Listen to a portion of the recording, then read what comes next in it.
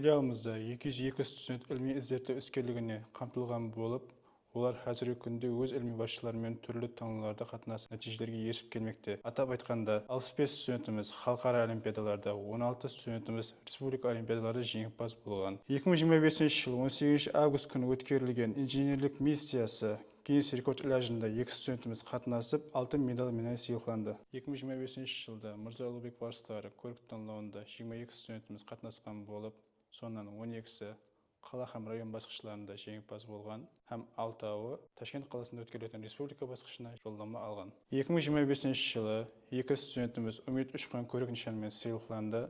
5 студентіміз Германия қаласына қысқа міндетті стажировкаға жіберілді. 2025-26 оқу жылында филиалымыздың 3-ші курс студенті Жұманова Паризат Бахадыр қызы кәсіптік ауқам шөлкем тарифіне өткерілген стипендиялар таңдауында жеңімпаз болды.